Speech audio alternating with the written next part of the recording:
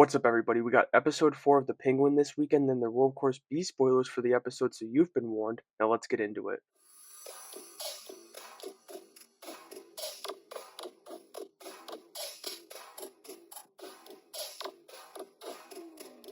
It was all about Sofia Falcone this week, and oh man, Cristin Milioti made her presence felt. That all started as we got the full interaction after the Maronis pulled up on her and Oz outside the club. Nadia, she lets Sofia know that Oz was the one who killed Alberto as the chaos ensues, and Sofia calls Julian Rush before passing out. The show, they use that moment to send us to a flashback for Sofia as we learn her mother took her own life when Sophia was just 9 years old, and that story becomes even darker as the episode unfolds. After she gives her speech, though, she is approached by Summer Gleason of the Gotham Gazette asking about the murders that will eventually make her known as the Hangman. Also, Summer Gleason, that's a nice little nod to the DCAU, the animated universe, from the show creators. Then we go even further back and we see the moment Sophia found her mother before going back, as it's all about her mom being on her mind around her father.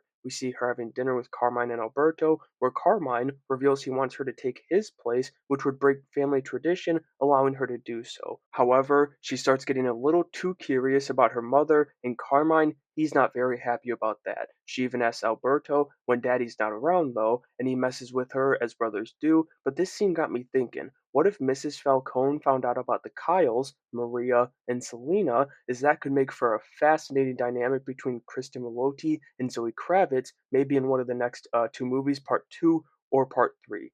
Anyway, after her curiosity truly gets the best of her, Oz, he sells Sophia out for her second meeting with Summer Gleason. The move gets Penguin his promotion and a new coat, and her betrayal is going to end up costing her a decade-long stay at Arkham State Hospital. Then, after she's kicked out of the party, she and Oz are pulled over by none other than Officer Kenzie, who's on Carmine's payroll. He arrests her, and Carmine is taking a few of his recent victims and pinning them on his own daughter, including the reporter, Summer Gleason. Carmine then goes a step further, getting the entire family, except for Alberto, to write letters saying that Sophia is and has been crazy. Then, thanks to his power in Gotham, she doesn't even have a trial, and it's straight to Arkham for Sophia, all because of Dad. Once she's in Arkham, we're properly introduced to Dr. Ventress, who I thought I had heard Ventrix with an X, not an S, which is Mere Man from the comics, not to be confused with Mere Master, but it was all big confusion on my part, so just kind of ignore that little rant. With him, though, comes Dr. Julian Rush, who we of course already met, and we find out her cell is right next to Magpie from the comics. Then, seemingly very early in her stay, she's going about her business in the mess hall when she's attacked by a lunatic. That leads to her telling Julian that it was all her father who set her up, which kind of seems to be what sparks his interest in her, as if he wasn't already. But kind of like, what does she really mean? Like, maybe is she innocent? As he even questions to the other doctor later. A bit later too, she was given the chance to get revenge on the inmate that attacked her, but she just can't do it. The inmate does end up taking her own life, though, which then leads to Sophia getting the electroshock therapy, or at least I think that's what it was. 6 months of that goes by for Sophia, and she thinks she's all good to get out, but Alberto is finally able to visit, and he unfortunately has to let her know it's the exact opposite. Carmine has Dr. Ventress in his pocket too, and he's deemed Sophia unfit to stand trial. Julian tries to save face about it, but it doesn't matter. Sophia's pissed, and she takes it out on Magpie by mashing her head into the table. After all that, Sophia wakes up back in the present and she's back with Julian. She's furious at herself for trusting Oz, but also because she realizes that she's truly on her own now. There's also a very interesting line of hers to Julian about numbing himself, which, once again, I'm stretching here, but Comic Brain kind of made me think of Scarecrow being numb to fear and the bleeding mushroom from last week.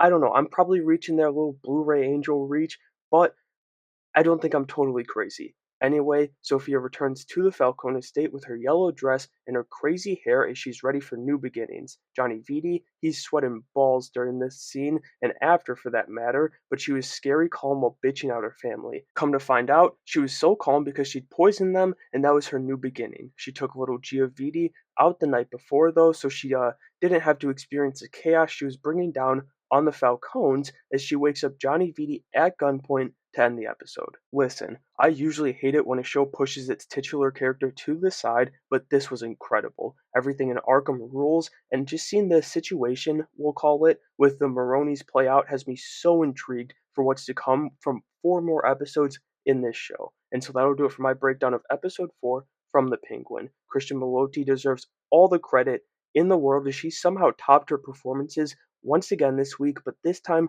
for a full hour. Let me know what you thought about the episode, though, down in the comments below, and make sure you have a great day.